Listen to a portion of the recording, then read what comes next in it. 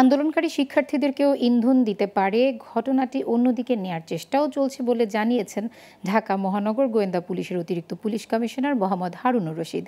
দুপুরে মিন্টো রোডের নিজ কার্যালয়ে সাংবাদিকদের প্রশ্নের জবাবে তিনি এসব কথা বলেন। এদিকে কোটা সংস্কারের দাবিতে আন্দোলনরত শিক্ষার্থীদের বিরুদ্ধে শাহবাগ থানায় মামলা করেছে পুলিশ।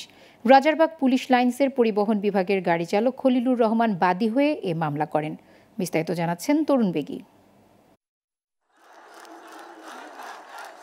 সরকারি চাকরিতে কোটা সংস্কারের দাবিতে এখনো আন্দোলন করছে শিক্ষার্থীরা।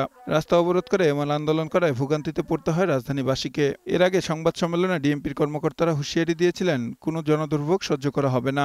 যারা আন্দোলন করে তাদের রাইটসকে যেমন তারা অনুশীলন করতে চায়, সেই সাথে যাদের প্রতিবন্ধকতা তৈরি করছে তাদের তো রাইটস আছে, সেই রাইটসগুলোও কিন্তু আমাদেরকে এনশিওর করতে হবে। কাজেই সেটি আমরা এনশিওর করব।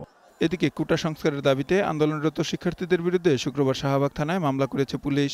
সরকারি কাজে বাধা, পুলিশ সদস্যদের আঘাত, ক্ষতি সাধনের অভিযোগে এই মামলা করা হয়। শনিবার এ তথ্য নিশ্চিত করেন শাহবাগ থানার পরিদর্শক মোহাম্মদ আরশাদ হোসেন। রাজারবাগ পুলিশ লাইন্সের পরিবহন বিভাগের গাড়ি চালক খলিলুর রহমান বাদী হয়ে এই মামলা দায়ের করেছেন বলে জানান তিনি। শিক্ষার্থীদের এই আন্দোলন প্রসঙ্গে শনিবার মিন্টো রোডে নিজ কার্যালয়ে পুলিশের গোয়েন্দা প্রধান জানান, কারো ইন্ধনে শিক্ষার্থীরা এমন আন্দোলন করতে পারে। পাশাপাশি বিষয়টা অন্যদিকে নেয়ার চেষ্টা চলছে বলেও মনে করেন তিনি। ঘটনাটাকে অন্যদিকে ধাবিত করার জন্য কেউ কাজ করছে কিনা, আমাদের ডিবির টিম এবং আমাদের থানা পুলিশ, বিভিন্ন পুলিশ কিন্তু কাজ করছে।